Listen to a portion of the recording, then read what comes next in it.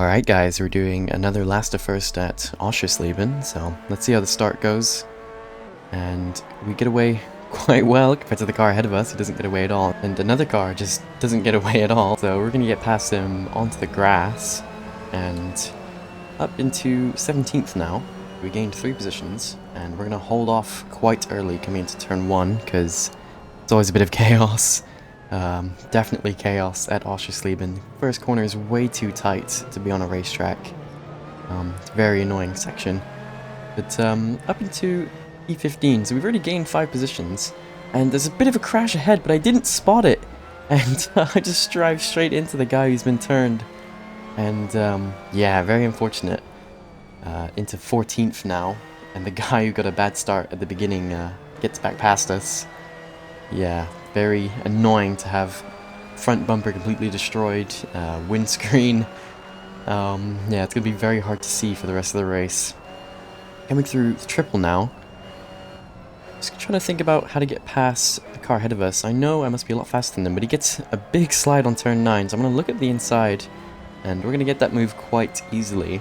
And now we've got a bit of a gap ahead, but we need to be very careful with any further damage on the front, because that will easily cause damage to the suspension and the car will become undrivable. As we're in the slipstream of Richard now, so we're going to look up the inside for the Shell S section. Should be pretty easy move. Yeah, we're on the inside and we get that pretty easily.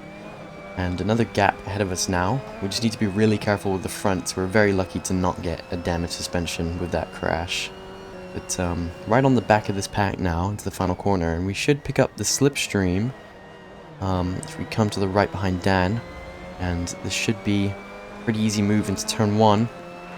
So we're going to pull to the left out of the slipstream now.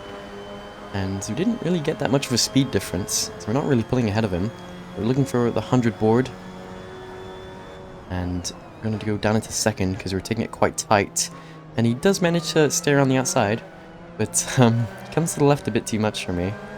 And we have a bit of a knock there, and that's the kind of things we want to avoid really, because that will slowly start to cause damage to the suspension. Coming side by side into Hasseruder, he's going to have the advantage because he's ahead and on the inside. So he's going to manage to get ahead of us. I'm going to look for a cutback, but there's no space there. He's already covered it off. And it looks like he's going to defend to the inside. It's very unfortunate that there's cars ahead of us. I don't really want to be involved in a multi-car fight because we're going to lose a ton of time to the front. We're going to cut back on Dan into turn 9.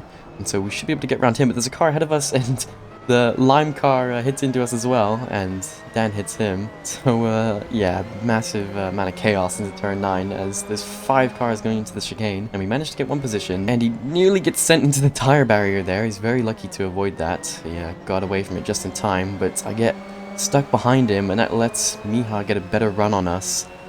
I'm very frustrated with how this has gone. Yeah, very unclean lap. So let's see how the Shell S section goes now. As Miha tries to go around the outside, but hard to do as we get around the outside of him, and Andy ahead of us just completely drops it, and so we get the position on him, and now we've got a bit of a gap to recover to Dan ahead of us, but we are up into P10, so we're halfway through the field, and we have about 3/4 of the race to go still. We've caught back up to Dan now, and he has a bit of a mess of the entry on turn 9. And I tried to get past him there, but couldn't really do it because he's still at the inside.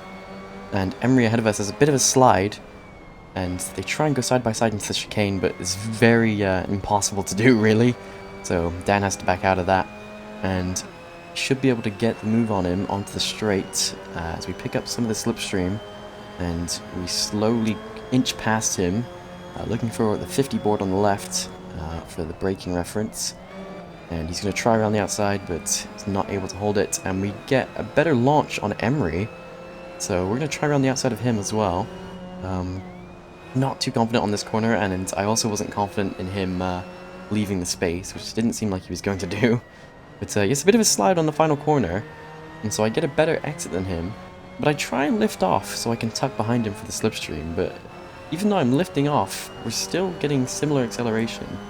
I can finally get behind him now, and I'm going to look to the left for the inside of turn 1, braking at the 100 meter board, and he brakes a bit later than us, So let's see how this goes. He's gonna have to come to the left, and we're gonna try and cut him back for the hotel onto this curb, so it's quite slippy. So I keep having to counter steer, but we are able to get past him. So up into P8 now, and we have a big gap ahead of us. So let's try and recover from that. And at this point, I tried to switch to the bumper cam, as there's a car off ahead of us on turn 9. Tried to switch to bumper cam because I was struggling with visibility because of the windshield. It's not comfortable with the bumper cam because I never use it. We've caught up to the back of Sanchez, coming through the first corner now. We're going to look on the inside like we did last time. And let's see if we can get the move again. And we damaged the suspension a little bit just by a slight tap on the left. You can see that it flashed red to show the damage. But he's still going to be on our inside. But he taps us again, and you can see that suspension is slowly getting more and more yellow from the damage. But we get a better exit than him, coming on to the run on to this triple section. And we do manage to inch ahead of him before the corner, thankfully. So no more bumps to our left side, please. Or any side for that matter. And I gave up with the hood cam, and I switched back to the cockpit camera, and you can see that my wheel isn't straight anymore after that little bit of suspension damage we picked up from Sanchez. So yeah, the car is getting slightly harder to drive as we look on the inside of Zarius onto the penultimate corner. But I go over the curb, but we're still going to be on the inside for the final corner, so let's see if we can get a better drive. It's quite hard on the outside of the final corner, so we were able to clear him quite easily. And up into P6, we're looking to catch up to Robert now. The suspension damage isn't too bad at this point. I can still drive quite normally. The wheel is just a little bit misaligned. We've caught up to the back of Robert now after he has a bit of a mess of the first corner. So we're going to be on a slipstream for the run onto Hasserudder. So let's see if we can do anything here. We're going to pick up a little bit of the slipstream, and we're going to look to the inside, and we're going to try and brake later.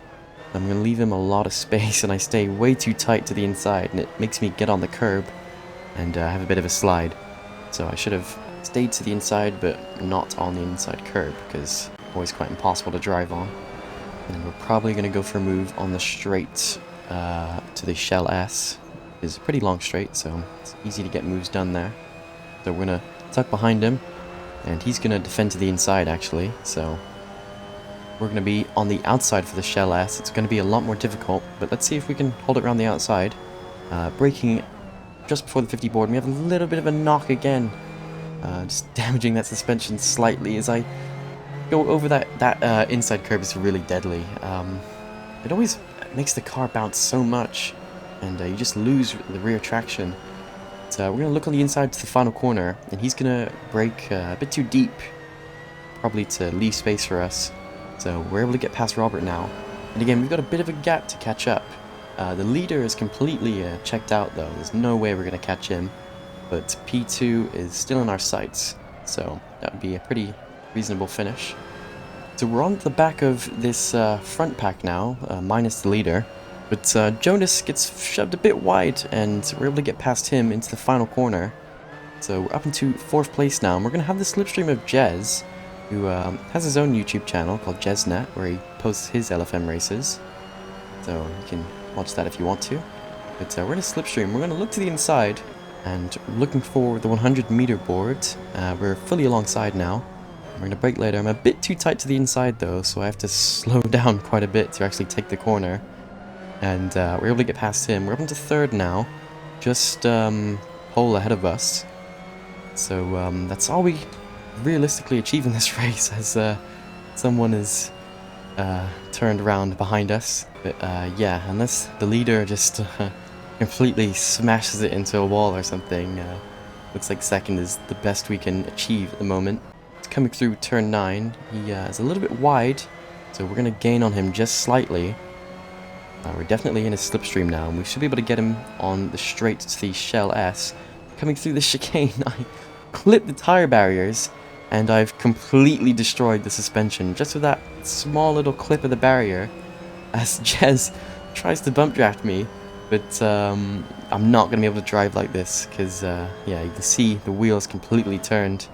I'm trying to shake it around a bit to try and say, like, I can barely steer straight, like, you need to get past me.